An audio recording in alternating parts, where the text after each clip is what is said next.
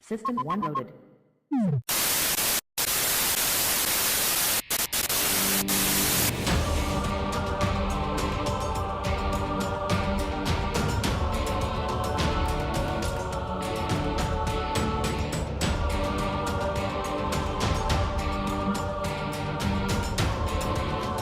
Hi guys, it's Sam Mack here for GEEKisH News, and I'm joined by Stephen, Jared and Adam, the guys from the Historical Medieval Battles Australian team who have just represented our country at the 2016 Battle of Nations in Prague. Guys, welcome to the show. How are you, Dan? Good. Yourselves? Good, thank you. Good. Very well. Thanks. Excellent. First of all, let's break it down. What exactly is historical medieval battles?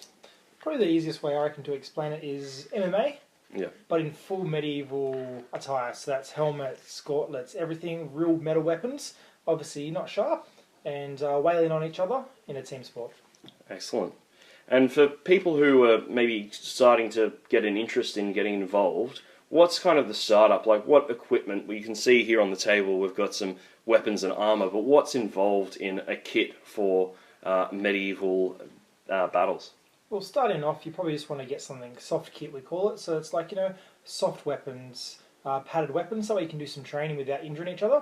But obviously to get into the armour side of things, obviously a full suit, weapons, everything like that, we get them custom made through our armour smith in the Ukraine, who's custom makes them for us, So it's all custom designed, so you can't just walk down to the local armoury and get something. You have to actually get it custom made. It consists of teams of 5 with 3 reserves in what's known as, is it a bowhurt? That's correct. Yeah. Bowhurt. So just break down, how does the actual game itself play out? So the main bowhurt's a 5v5. Yep. So you get 5 guys in each team. You both line up at opposite ends in the list. Mhm. This is what we call our field. Yep. And the marshal says go, then just anything, all carnage, chaos, all organised, of course. Yeah. The first 5 to 10 seconds of the fight, and then it just whatever happens. Okay. So the idea is to get your opponent on the ground. Could be throwing them, could be beating them till they submit because they're in too much pain, Yep. or could be knocked out, which does happen quite a lot, Mhm. or they're on the ground unconscious. So Fair enough. Speaking of which, obviously there is that risk of getting injured and hurt. yeah, What kind of injuries do you see out there in the field? Like, what's the chances of you winding up in, say, hospital or the having... biggest one that probably most of us get is a bit of a pride. Okay. But, after that, it goes to bruises. So Jared had quite a large bruise, probably about yay big, Wow. on his back leg by Yep. a Canadian. Okay. After that, it starts just getting worse and worse. So from small broken fingers to broken arms, Mhm. collarbones. There was a couple of people ACLs. that was quite damaged. A girl Yeah. from France did get hit in the back of the neck and could have obviously broken her neck, but she was quite lucky, nothing happened. Okay. To the German guy who got knocked out by a punch to the face. Alright, So brilliant. it can go quite brutal, but Yeah. most of the time it's a lot of small injuries that we get, a lot of them. Yeah, just sprains and stuff. Sprains, You get a lot of broken sprains, bones. a lot of twists. Because you think you got all that armour on. Yeah. One wrong foot and you twist and you do a knee. We've had an ACL done Yeah. on our team, Wow. so that's probably the worst Australia's had. Okay.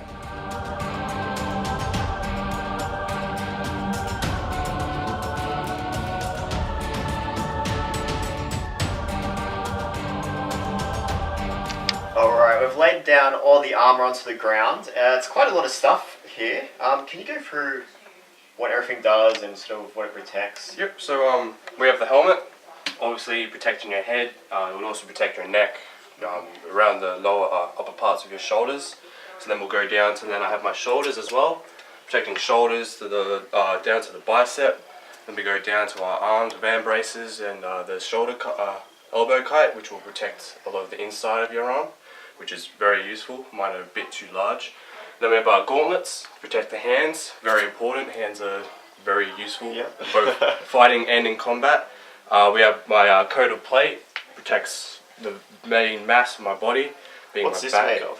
So this is just the wool, Okay. which will have a nice coating of plate Alright. overlapping. I have some nice big solid parts that make me look a lot larger than I actually am, which is great. Then we'll have our shield for both punching and protection, mainly punching. We have our weapon, mine being a falchion mostly, which I use.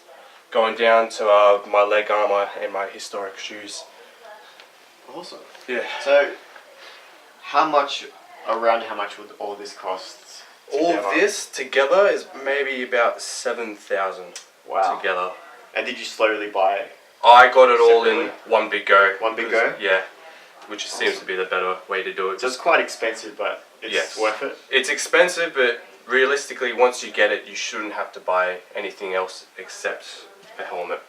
Helmets have a lifeline, where the rest should be able to survive you as long as you're doing the sport.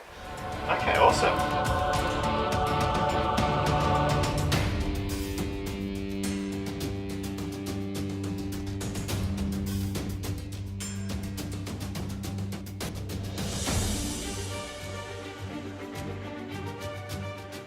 It sounds like it's a pretty intense sport physically. What kind of fitness levels do you need, and how do you prepare for that? Well, myself, I'm not the fittest guy, so I struggle with my fitness. But someone like Jared, so Jared can explain a bit about how we do our fitness. So we have 2 nights a week down at training with our group sessions. I personally, Steve occasionally, Adam occasionally as well. Yeah. We'll go to gym in the morning, Okay. do weights, Yeah. cardio. But then we also have skills that we do at our training nights. We'll also have PT. We'll have our drills later in the day, and then we also monthly have a training tournament where we all have a armor up and have some fights, learn some more like group tactics and things of that nature. Cool.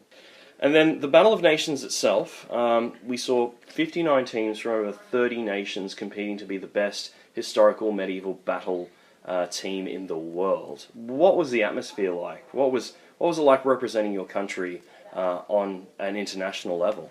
It's like nothing you can find in Australia. Okay. You've got over 1,000 people there, all for the same reason. Yeah. They're all there to have fun and do some awesome medieval fighting. Mhm. It was the best. Best way I like to explain to people, you watch gladiator movies where they're waiting in the corridor, waiting to go out. The whole crowd's cheering. It's like that. Yeah. And you get onto the list, and everyone just starts cheering for you. Okay, And then it's time to go.